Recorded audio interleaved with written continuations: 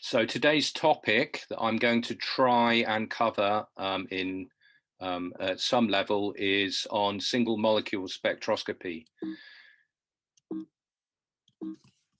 And the first, I can't, okay, that's strange. I can't change slide anyway. Okay, so the first question that you might ask yourself is why would you want to measure single molecules? You may be working in the lab with a few microliters or a mil of a solution of your molecule of interest at micromole level or thereabouts. And within that sample, you have 10 to the 12 to 10 to the 15 molecules. And so when you're making your measurements with that sample, you may stand there and think, do I really want to make these measurements 10 to the 12 or 10 to the 15 times harder to do? And this slide, I hope, gives you some information about why you would want to measure single molecules. The whole point of observing single molecules is that what we can look at is a distribution of properties within a population. So we can see heterogeneity as shown here in the red distributions, or a non-Gaussian type distribution shown in the green, or we might be able to pick up rare conformations here as shown in the light blue. And if we're making a bulk or what is an ensemble measurement of many, many molecules, then we'll end up observing this average molecular property. And that average molecular property would be observed for all of these scenarios. So we would have no idea about the distribution of properties within the population. If we then add in time as an additional domain, we can start to see stochastic or mechanistic dynamics in individual molecules. And the problem with an ensemble measurement is that all of these dynamics are unsynchronized. So again, here, if this was a property of our molecule of interest that was oscillating between two values, then we would end up in an average measurement measuring this value and have no idea about these fluctuations. Another feature about single molecule measurement is it allows us to pick up rare events or low populations of species, which may be biologically important. And from a kinetic standpoint, if you make ensemble kinetic measurements, the actual order of events can be ambiguous, whereas in single molecule events, you're able to observe this as in this case, an on-pathway event between these two states. So these are pretty important and very powerful aspects of single molecule measurement. And one thing to just clear up is when we talk about single molecule measurements, people often think that we're talking about just measuring one molecule. But in general, all systems that are behaving in a statistical manner should follow something known as the ergodic principle. This meaning that if we average many molecules, just as we do in an ensemble spatial average, or what we can commonly call a bulk measurement, this is equal to averaging the behavior of individual single molecules for a long period of time. So we would look at one molecule for a long period of time, that's a temporal average, or many individual single molecules, but each for a short period of time in a numerical average. So measurements that we make in solution, which we call single molecule, are not typically performed on one single molecule. Observed over a long period of time. More usually, the single molecule data is the collation of many single molecules, which have each been observed individually for a short period of time.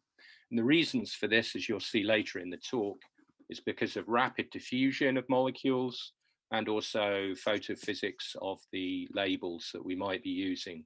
However, the really important point is that the properties of the molecules are observed one molecule at a time. So we can think about many techniques that we could apply that actually probably could be defined as observing single molecules. And a very popular technique at the moment, and obviously very much in favor, is direct observation using cryo-electron microscopy. The disadvantage of this is what you get is a snapshot or a view or a structure of your molecule of interest. You may get a number of different structures in different class averages, but essentially these are, I don't want to use the word frozen, but they are frozen views of the molecules. X-ray crystallography probably doesn't seem like a single molecule method, but effectively by ordering molecules in a lattice, you're effectively generating a giant version of the molecule that gives you sufficient intensity of scattered X-rays. Again, you get a very largely static view. You can look at B factors, but basically there's no information about different structures or dynamics within the system. We've also heard in the first 4 talks in this series about imaging, and in particular super resolution microscopy, which is approaching molecular resolution and being able to observe individual molecules. One of the problems with this is that you have to fix your sample. Again, it has to be not moving while you're acquiring the data. So the fourth option, sorry, in terms of observing single molecules might be to apply classical in vitro spectroscopy. And in that process, we're looking at freely diffusing or immobilized molecules. And these can undergo stochastic and mechanistic dynamics in solution. And by using simple solution spectroscopy, we're also able to apply biologically relevant conditions and control conditions in terms of solvent and temperature. The other advantage of in vitro spectroscopy is it tends to be a lot cheaper to initiate in a lab than these other techniques, and there seems to be a very strong inverse correlation between the cost of these techniques and their general availability and the speed of data acquisition that you can perform.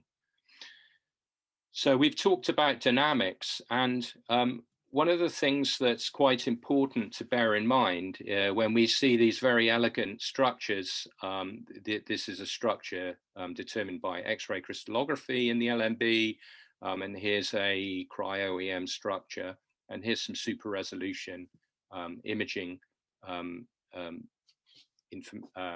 picture. And obviously these convey to us a very static and fixed view, but at atomic resolution, of the biological system of interest. But we all know that in the real world, we have a lot of dynamics going on. So within the cell, we've got molecules diffusing by Brownian motion within the cell, or they may be diffusing under energetic or mechanistic methods being transported. We also have huge elements of molecular crowding that we shouldn't forget. And then when we come down to individual molecules, they're undergoing dynamics on a huge range of timescales. And here also is the participation or the incorporation of solvent within the observation of this molecule. And solvent is something that I'll discuss in a bit more detail in the talk about calorimetry next Tuesday. But essentially the point here is that dynamics are going on all the time, and they're an important part of biology. So having methodologies that allow you to observe them is really very an attractive prospect. So what are the strategies for making single molecule spectroscopy measurements in vitro? So these are kind of an approach that we will have to take in order to be able to observe single molecules. So the first thing that we, and a common feature of single molecule measurements, is to dilute the sample. So we want to reduce the concentration such that statistically we're only observing one molecule at a time. So typically we're going to be working in picomolar to nanomolar concentrations. And this has some advantage in that a very small amount of protein can go a long, long way in terms of a single molecule based project. We also, as well as diluting the sample, we limit the observation volume. So we try and reduce the volume that we're collecting data from. Using diffraction limited confocal configuration, we reduce volumes to the order of femtoliters, and also try and reject as much out of plane signal as has been discussed in the earlier talks. We can also use turf illumination microscopy, and that restricts the observation depth to some 50 to 100 nanometers from the glass surface. We then would localize the system of interest at a low density in this layer. So if we look at the confocal condition, we have 10 to the minus 15 of a liter, and say we're working at picomole 10 to the minus 12 molecules per liter. So we're down to 10 to the minus 25. So we should be working at a true single molecule level. Some other things that we do when we're doing single molecule spectroscopy is we will use strong optical signals. So we tend to use bright extrinsic fluorophores with very high quantum yield. And these are typically excited at visible or longer wavelengths. The reason for using longer wavelengths is it reduces scattering, and light scattering has an inverse relationship to wavelength. And I'll talk about that later in the series in the light scattering talk. And finally, we also use strong illumination sources such as lasers, and lasers can give problems with very high illumination fluxes, and we can get a lot of photo bleaching. So we should bear that in mind, and also, if we can, consider using multiple wavelengths. So some practicalities that come out of these approaches and single molecule methods in general. We have to consider, if we're going to start using extrinsic fluorescent labels that we're putting onto our molecule of interest, that this may perturb the system. And the fluorophores may also go complex photophysics at the very high illumination intensities that we're going to use with laser illumination. So we often need lots and lots of controls to quantify the system properly. So when we come to looking in vitro at purified materials, then single fluorophores or multiple fluorophores at defined labeling sites is definitely the cleanest approach and produces the most unambiguous data. So to obtain those labelings in defined positions, we may have to do some mutagenesis on our system, or we may have to resort to using fusion proteins, and labeling strategies were covered in some depth in the third talk in the series. Within the LMB, the instrumentation that we have is home built, or I assembled the instrumentation, which is actually just behind me in the room that I'm in. And it requires some expertise to build. It's not particularly difficult, but to construct and maintain it and obtain optimal data requires some level of expertise. Single molecule concentrations, as we've discussed, may be very low at picomolar to nanomolar, and this may not allow stable complex formation. of our system of interest. There are ways around that by using adding additional unlabeled material, which increases the overall concentration, but not the concentration of the molecules that we can see using fluorescence, for example. And also at very low concentrations, we have to be aware about non-specific absorption onto surfaces. And this can be a problem if we're interested in the diffusion of the molecules. And finally, if we want to look at events that are on a reasonably long time scale within a single molecule, such as the stochastic fluctuations that I showed on the first slide, then we might require to immobilize our molecule of interest in some way or another. And again, we have to be aware that this may perturb the system. So again, more controls may be required to verify that.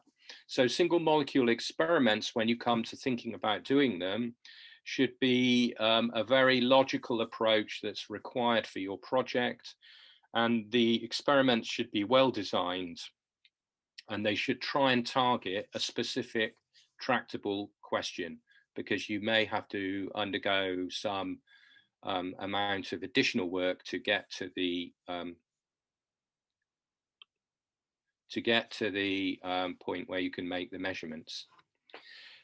So I've mentioned already that we can look at freely diffusing or immobilized molecules. And one of the issues here is that with a confocal volume of a micrometer or so, then diffusion through that confocal volume by a random stochastic process is going to occur on the order of milliseconds, depending on the size of your molecule, the viscosity of your solvent, and various other elements of the optical configuration of your system.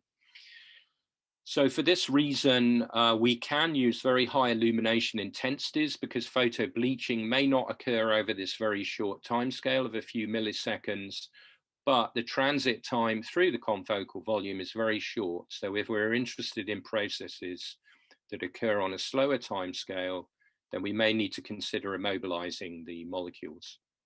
So observing these requires immobilization. Another approach that you can use, apart from immobilizing your molecules on a surface, is to have an immobilized biological scaffold presented in solution that your molecule of interest can interact with. And this is implemented in a technique called optical tweezers. The confocal approach can target either diffusing or localized systems, while turf illumination is obviously predominantly a technique that you would apply to systems that have undergone surface capture. So in just talking about diffusion and showing you a movie where we see molecules diffusing around, I just thought it's interesting to think about the timescales for a stochastic diffusion process. And if we think about a molecule traversing distance x, this is related to a property of that molecule, the translational diffusion coefficient, which for a typical protein, or say a 30 kilodalton protein, is around about 10 micrometers squared per second in viscosity of the cytoplasm. So the time for a three-dimensional diffusion of that molecule is x squared, the distance, divided by 6d, which is 6 times the translational diffusion coefficient. So why that's interesting is that if we start to think about diffusional times over a different length scale, so for example, an E. coli, which is a micron or so, it will take 10 to 20 milliseconds for that 30 kilodalton protein to diffuse from one end to the other by a random process. We start thinking about bigger cells, it might take 10 seconds. And then if we think about a neuronal cell, which is about a centimeter long, this can take potentially 20 days for random diffusion of that protein from one end of the cell to the other, or over that length scale. And when we consider a sciatic nerve, which is about 150 centimeters long, I'm told, then that equates to 71,000 years.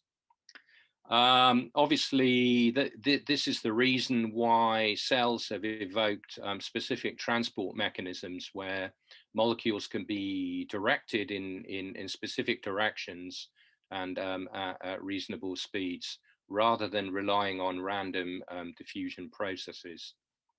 So in the buffer, which is obviously a less viscous environment than the cytoplasm, the diffusional coefficient is about an order of magnitude faster.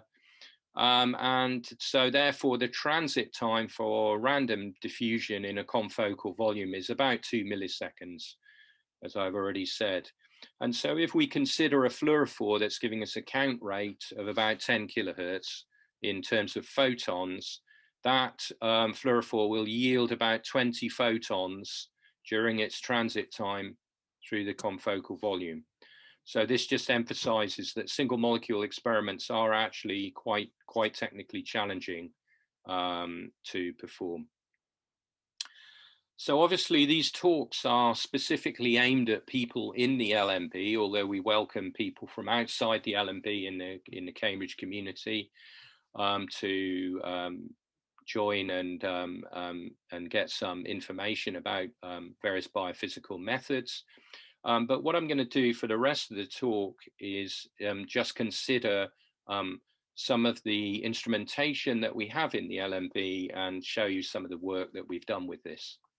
So there are various types of single molecule techniques, and you can kind of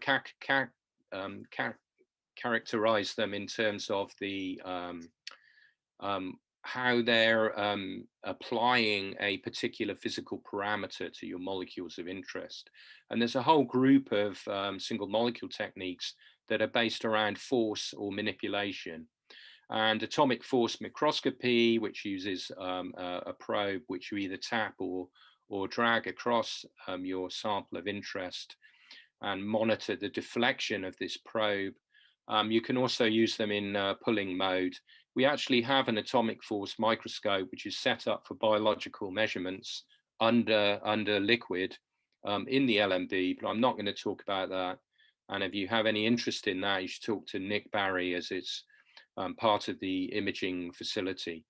We're also in the biophysics facility very interested in optical and magnetic tweezers. We don't have that instrumentation, but we're trying to develop a case for having that technology within the LMB. And in that approach, you have a polymer such as DNA, which is held between magnetic beads or under beads that are held in optical traps with using lasers, and you can apply force or watch molecules move along those polymers. The techniques that we do have here at the moment and that are set up are optically based. So we have a lab-built confocal fluorescence microscope based instrument, and this allows us to make fret measurements, and fret has been discussed during talks 3 and 5 of the series.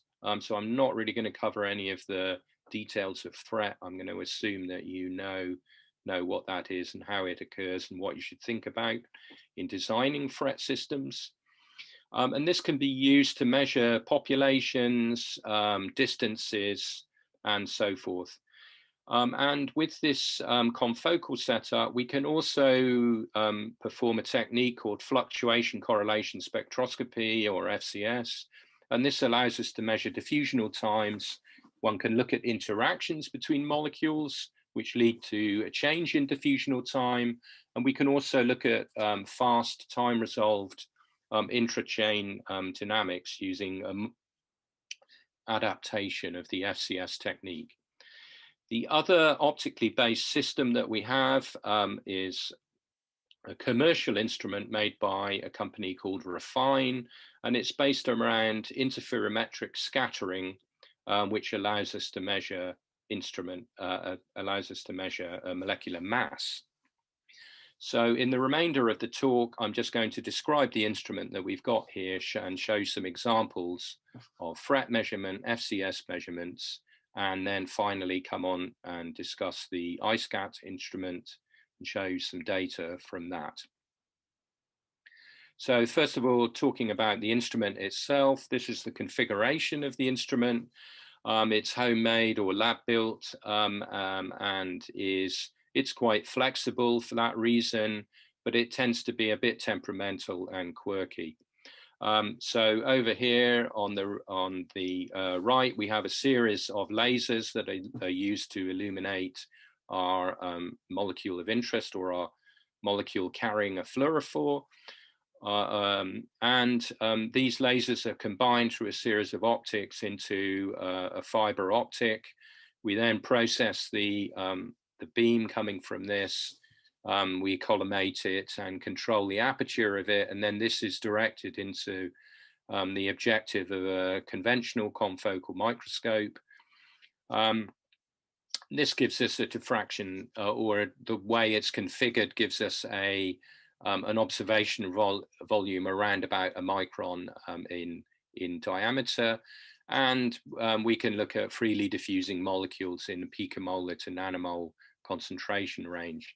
In terms of the data that we can collect, we can use the prism within the microscope to direct the photons that we collect from our sample either into an FCS based system where we have a beam splitter, and then we have two avalanche photodiode detection systems. And this allows us to do cross correlation between these two photodiodes. And this removes potential artifact, which is called afterpulsing from the photodiode signal. And this is particularly important when we want to look at sub-microsecond dynamics. On the other side here, we have a configuration for measuring FRET. And here, instead of a beam splitter, we would have a dichroic that would separate the donor and the acceptor photons that we want to count. So here's some views of the instrument. It looks somewhat simple on the schematic, but obviously in reality, it's a bit more complex and involves lots of giant Lego pieces.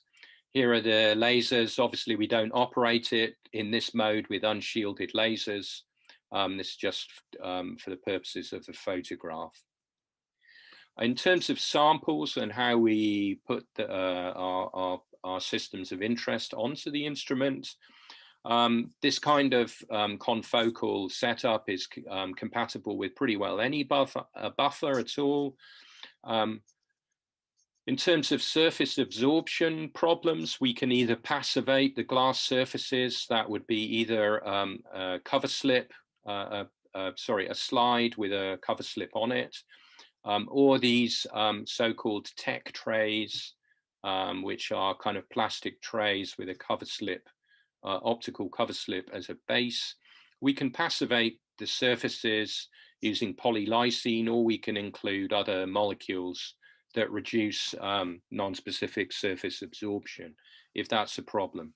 So I've said we can either use these kind of dimpled slides, takes about 20 microliters to fill, or we can use these tech trays, and in the 8 position tech trays, takes about 200 microliters to is required of our very dilute solution. The trays are particularly good because it's a relatively large volume. We can just remove the lid of the tray, and then we can add in other components and carry on measuring. So we can do titrations, we can add metabolites, or we can add different biology and perform mixing and then just remeasure. So let's talk about some FRET work that we've done with this system. I'm just going to mention something about an application where we used FRET to address a question in protein folding. And protein folding is historically obviously a very long-standing problem. But in recent years, you know, at the beginning of this century, I should say, so from 2000 on to 2015, there was a lot of argument about whether or not very fast folding proteins, which are typically usually very small proteins or effectively large peptides under 100 residues in size, they fold very, very fast. And there's a lot of argument about whether or not these proteins folded via a mechanism where there was a high energy barrier or a transition state between the folded and the unfolded states, or whether they folded via a sort of non-cooperative gradual accretion of structure. The argument where they were folding via a transition state, so-called two-state folding, and then the counter argument that they folded without an energetic barrier became known as one-state folding or downhill folding. There were a lot of publications on this, and unfortunately, although it generated a lot of papers, even in very high-profile journals like Science and Nature, the whole issue was controversial and ambiguous because ensemble measurements or kinetic measurements were unable to discriminate between these two models. So the barrier limited argument was sort of supported by observations that many proteins fold slowly and definitely do fold over large energetic barriers. And it would only be the very fast folding proteins that would have this particularly unusual mechanism. And equilibria and kinetics were consistent with activated or barrier limited cooperative process. And one could also imagine that biology might actually require a distinct active and inactive conformation to allow it to have processes of evolution. If you think about a downhill or no barrier or a gradual accretion of structure, it may be difficult for biology to work with systems that are kind of partially active when you make mutations. In terms of the barrierless or downhill or one-state folding, this was a prediction of energy landscape theory, which was very popular and was predicted to occur under extreme native conditions. And small proteins do indeed fold very, very fast in microseconds or so near diffusional controlled speed limits. So theoretically, they were passing over very small or very limited barriers. And it was also attractive as a proposal because the proponents were suggesting that folding mechanisms could be mapped out at equilibrium because the structure between denatured and folded was gradually acquired over a process of destabilization. And so you could map out the pathway for that event.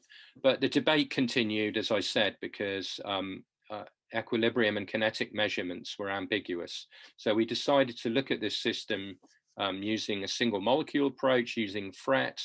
The protein we looked at was protein known as BBL. It's about 50 residues in length. We attached two fluorophores, Alexa4 546 as a donor and Alexa4 647 as the acceptor.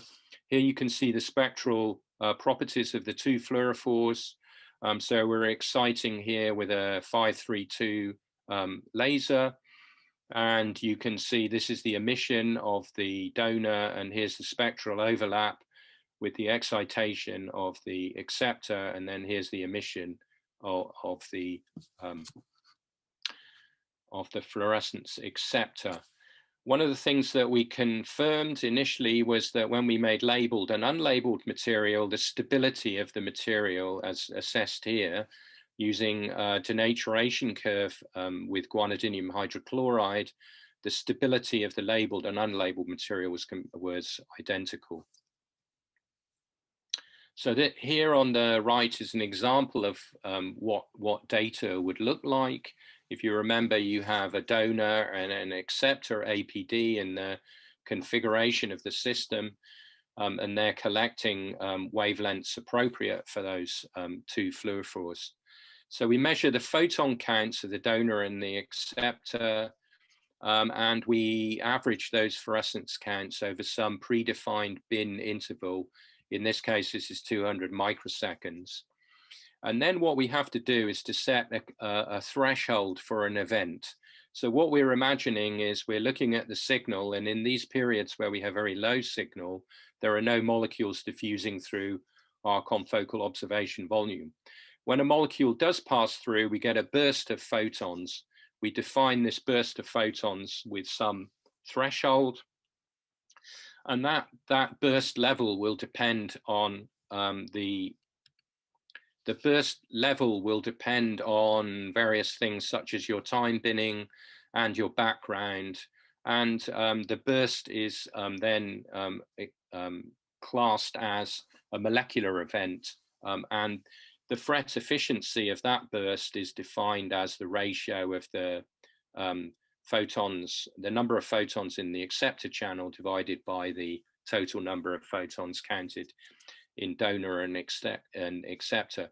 What you then do is observe many of these burst events as a trajectory. You just collect data over, say, half an hour, and you measure many bursts. And then you go back, analyze the data, and you can construct a Fret histogram or a population distribution of the Fret efficiencies from many of these single molecule burst events. This might look something like this histogram at the bottom, and you'll see here that we have something known as the zero peak. The zero peak could come from a donor only labeled molecule that passes through the observation volume. So that obviously gives a big burst in the donor fluorescence emission. Or it could be that we have molecules where the acceptor is not fluorescing or in some way photo bleached or damaged. Having this zero peak can be eliminated using more complex pulsed excitation methods of Fret. And if you read in the literature, you may see references to various other applications of Fret. This pulsed interleaved excitation and alternate laser laser emission excitation methods. We don't have that, and so in our data here, which shows the various Fret histograms as measured, you'll see that there's quite a strong zero peak present in the data. However, in terms of the Fret that we're interested in, it's all occurring much higher Fret efficiencies. And Stephen spoke in the last talk about how you can use denaturants to simply alter the stability between the native state and the denatured state at high denaturant concentrations, simply by changing concentration, and this has a somewhat linear effect on the free energy of the system. So at low guanidinium hydrochloride concentration, we saw one single Fret distribution of high Fret efficiency corresponding to the two fluorophores being close together and being able to Fret with high efficiency. And here you can see the location of this Fret peak remains pretty constant at low guanidinium, where we only have the native state populated. As we start to go into this transition region, we would expect in a barrier limited system to have two distinct or discrete states populated. And that's exactly what you can see as we go further into the transition region. You can see that the native state decreases, and this denatured state corresponding to the molecule being unfolded, the fluorophores are further apart, and therefore the Fret efficiency is significantly reduced. This denatured peak starts to build in amplitude, and eventually, as we get to very high denaturant concentrations, we essentially have only one species. So this bimodal distribution of Fret efficiencies strongly supported, in our opinion anyway, this two-state folding mechanism, and went against an idea of having a one-state or gradual accretion of structure, where you would expect to see a single peak that would move in Fret efficiency as you denatured the molecule. Unfortunately, that didn't prove to be the case, and the argument about two-state versus one-state folding still continues, but that's another story. So coming on to fluctuation correlation spectroscopy, which can be used for measuring diffusional times and looking at interactions. This is typically what the signal coming from the APD might look like. And we have to consider how we're going to measure and analyze these fluctuations. So molecules that pass in and out of the observation volume cause fluctuations in the signal at the detectors. And these fluctuations are typically analyzed by calculating the autocorrelation function, or the autocorrelation of the signal for different offsets in time. So you can see here's the formula we would use. So you have the fluctuation in intensity at time t, and this is multiplied by the fluctuation in intensity at a longer time, generated by effectively taking the data and offsetting them by a very small time increment. And this is normalized relative to the average intensity. So as we begin to have increasing offset in time, obviously with no offset, we get perfect correlation between the two data sets, that being the original data set and the offset data set. And then as we progressively offset the data, the second data set relative to the original one in time, we get a progressive reduction in correlation between the two data. This then leads to a correlation curve where we go from a high level of correlation down at very long times of offset to no correlation at all. Fortunately, we have small electronic boxes that are able to perform all of this numerical work in real time during the data collection. And as I mentioned earlier, if we use two APDs, we can ask the hardware here to perform cross-correlation between the detectors, and this increases resolution by removing this phenomenon of after pulsing in the data. So here's a FCS correlation curve. And what we get is both an intensity plot shown up here at the top on the right. This is just the intensity or the photon counting rate from the two APDs. So we can look at intensity, we can look at bleaching, that would be a decline in signal, we can look at quenching, and we can also observe the labeling efficiency of our labeled sample. When it comes to the autocorrelation function, which is done as described previously, we can analyze this and fit this to get a translational diffusion time here. And we can also obtain the average number of particles in the observation volume at any one time. This comes because this is a Poissonian statistical process, and what we're doing is effectively dividing this product of the fluctuations. Here is the variance, and we're dividing, which is equal to the average for a Poissonian process. We're dividing this by the average square. So we effectively end up with 1 over the average, which reflects the number of particles within our observation volume. You can fit the data either to a two-dimensional diffusional model or a three-dimensional diffusion model. And usually a two-dimensional model does pretty well because the aspect ratio is pretty large in terms of the Z dimension being much larger than the XY dimension. Okay, here's the fitted data. You can see there are about 90 molecules on average in the observation volume. And then here is the translational diffusion time in milliseconds. So about 800 microseconds. One thing just to point out is that although we've talked about FCS being a single molecule technique, we can work with some number of molecules on average within the observation volume.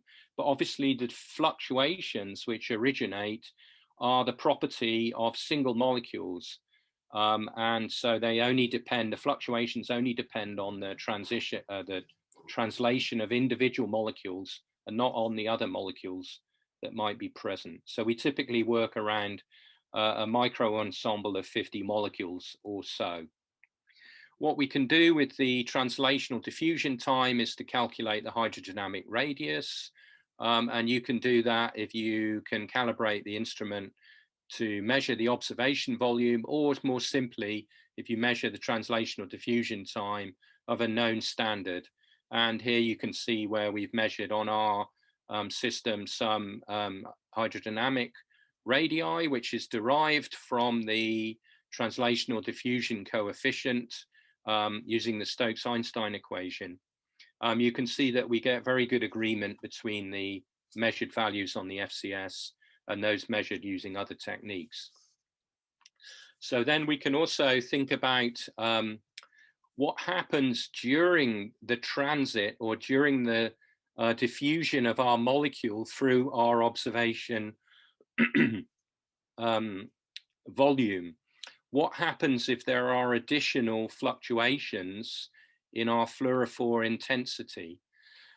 Well, obviously, if there are additional fluctuations, these will be analyzed by the autocorrelation analysis. And so what we can see is we have a diffusional time in the order of milliseconds, and we have faster kinetics or faster processes going on, which originate from additional fluctuations that are occurring when the molecule is passing through our observation volume. Excuse me. And there's a technique which is called PET FCS, standing for photo-induced electron transfer, FCS. And this specifically uses a group of dyes based around oxazine chemistry. And these oxazine fluorophores are very effectively quenched when they come into van der Waals contact with either tryptophan residues or guanine residues. So this is a very nice way of generating additional fluctuations, because these are going to be possibly intrinsic to your biology of interest. So we can start to look at intra-chain and inter-chain contact formation. So the application that we had for PET FCS, for this and for FCS, was to have a look at some peptide dynamics. And this came out of an increasing reduction in size, or an approach that's been pioneered here at the LMB, where the original therapeutic antibody approach by Cambridge Antibody Technology was later reduced down to a single domain antibody, as in the company Demantis. And then eventually the actual CDR region was displayed as a cyclized peptide using phage display in a selection process, generating these bicycle peptides. And that's led to another company, Bicycle Therapeutics. The advantages of bicycle peptides were proposed to be that they were more constrained and less dynamic. And as a result, there's possibly a smaller entropic penalty when they bind onto targets relative to an unconstrained or a linear peptide. They should be more protease resistant in that they're structured and potentially have better tissue penetration. So there was a bicycle peptide. Here's the sequence, and here's the the chemical structure of this peptide. Here you can see the bicyclic chemistry that leads to the name of bicycle peptides. It's a thio-based crosslink.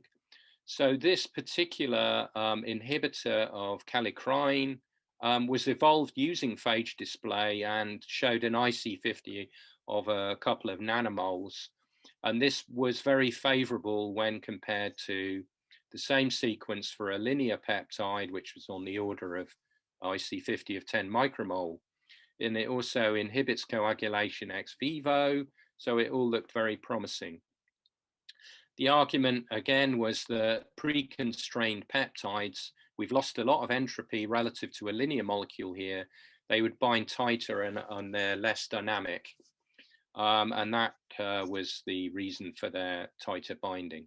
But when looking at them in NMR, it was evident that in terms of NOEs, they could not see any NOEs at all. This was not consistent with the proposed rigid structure. So we used FCS to have a look at this system. And here is the design strategy. We have a linear labeled peptide with a phenylalanine at this position. And then we introduce the dye here. We can substitute the linear peptide with tryptophan, have the dye in the same position. We can then have a monocyclic version of this peptide, which is cyclized here with a single link, and then a bicyclic version of the peptide. Again, these both have the tryptophan quencher in the sequence, and then here is the unlabeled bicyclic peptide. So what did we see by FCS? Well, we saw, if we looked at the dye alone, we saw simple diffusion of our oxazine fluorophore. And then again, when we looked at the linear dye, the linear peptide here, without any quencher at this position, without the tryptophan, so we have phenylalanine, then we again see just simple diffusion.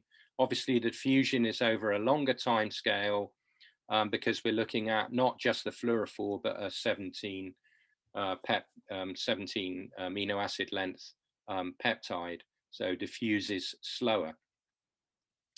Then when we came to look at the linear peptide with the tryptophan and with the fluorophore, we can see some massive additional dynamics, which is exactly what we expect on a time scale of about 100 nanoseconds.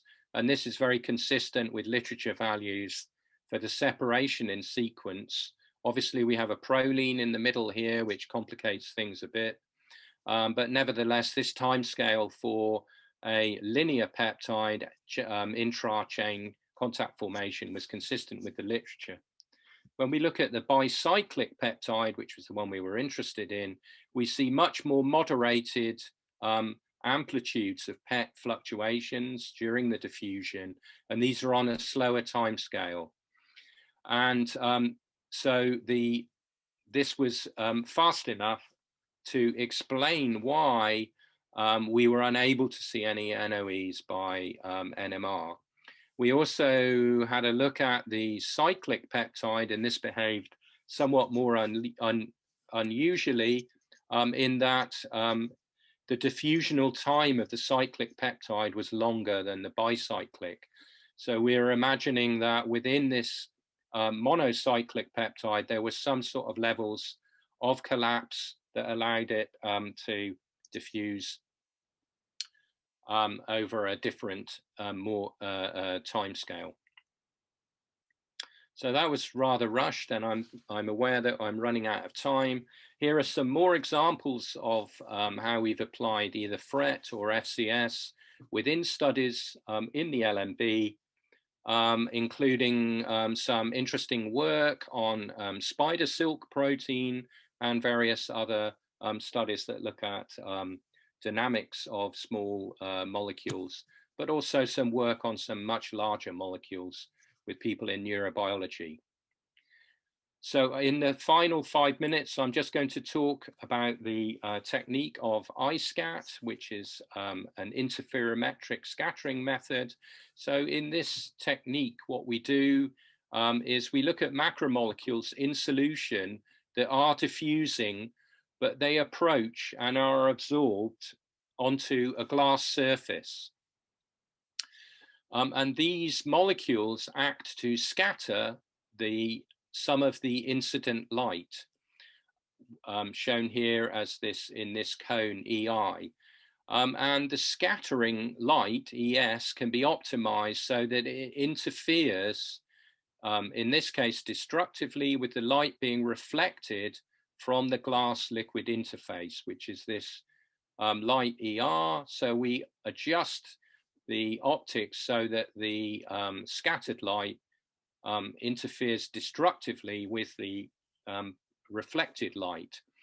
And there's a lot of very complicated and proprietary optics going on within the instrument, and careful numerical aperture filtering, which is described in some detail in this paper.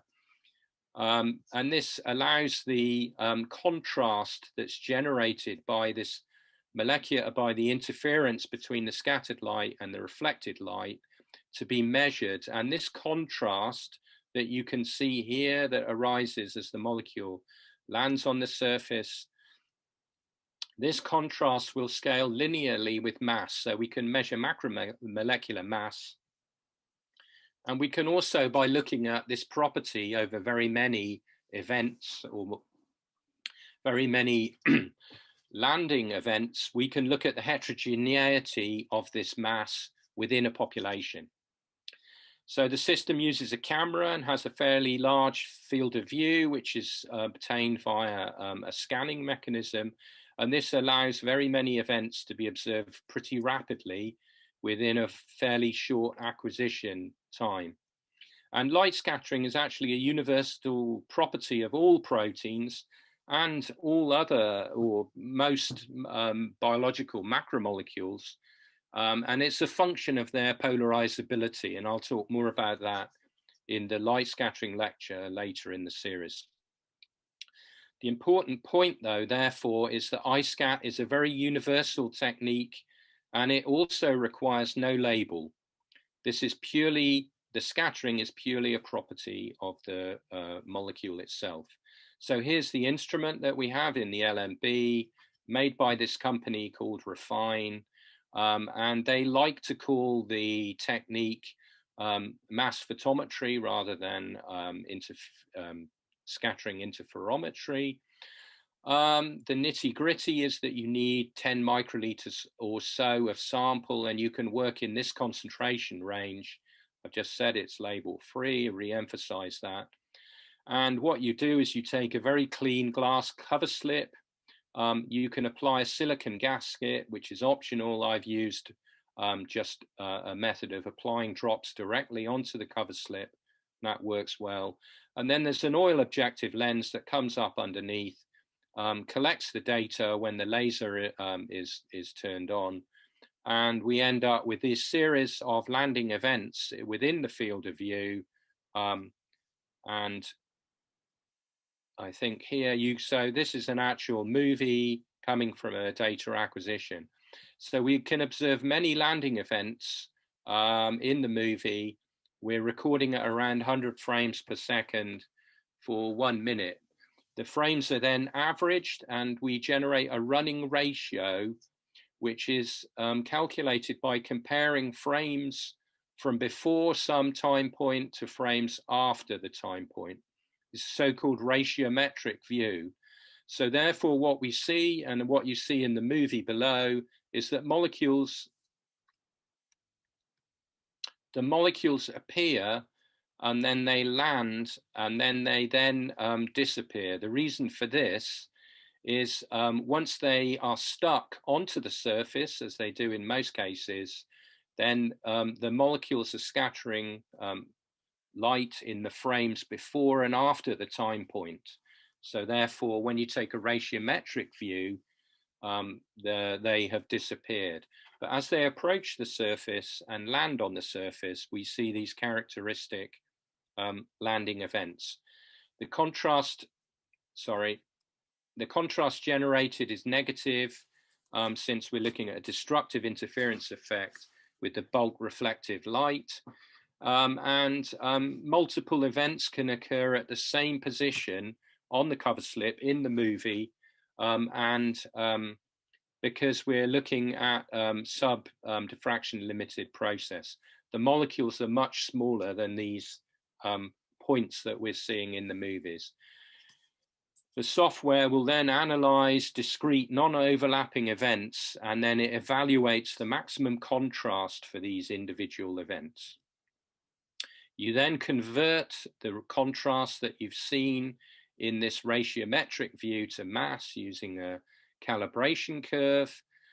And then how do you use this technique? Well, we can look at mass determined in solution and look for heterogeneity of population. We can confirm, which is very useful, the assembly and stabilization of complexes. In particular for cryo-EM work, we can very rapidly confirm that we have the expected mass of a complex before we embark on a cryo-EM session. And we can also try and look for conditions where that complex might be most stable. It's very quick, it takes minutes only, and we're working in the nanomole temperature, nanomole concentration range. And again, we need no labels. Here's some examples then, just finally, of some data that we acquired. In this case, confirming here that we have a heterodimer. The two subunits in this heterodimer would have a mass here, so we can see that we have complete population of this heterodimer. And here's another example where we're looking at a homodimer.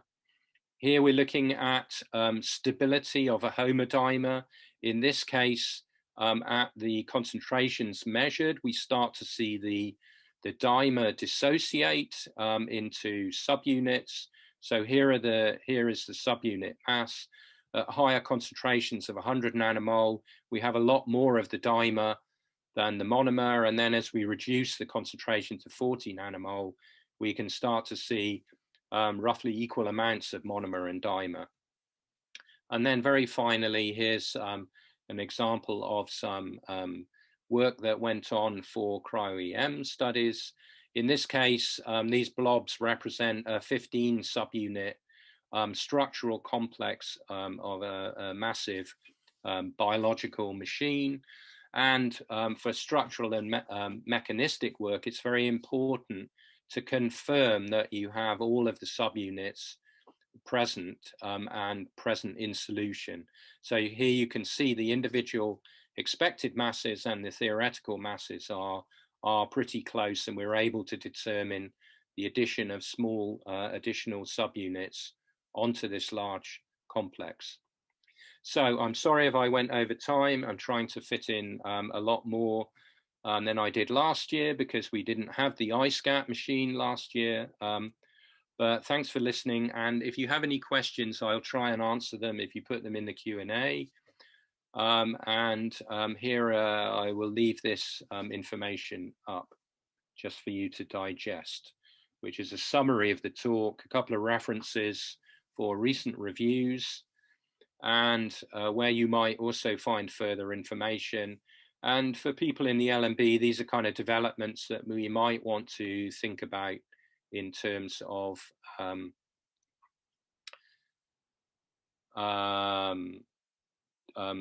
adapting our system that we have. So we have one question: is it possible to share the slides for the talk? It seems to the link to the slides from last year redirects you to an MP3 part. Okay. Yes, okay. The answer to that is please go to the LMB external website and go to the LMB YouTube channel. And if you look on that YouTube channel, you should be able to find the biophysics lectures being put onto that YouTube channel where you can watch them. In terms of if you wanted the slides, you should be able or possibly able to access the slides from the talk from last year, but I'd have to look into whether or not, if you're coming from outside of the LMB, whether you can access that. The best thing then is to please email me directly, and I will address your issue in terms of that.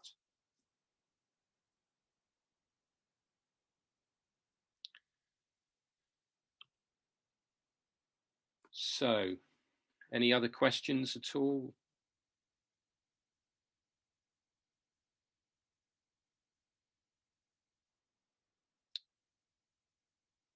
All right. Well, thank you again, and we'll perhaps see you next week for changing tack completely, looking at calorimetric approaches.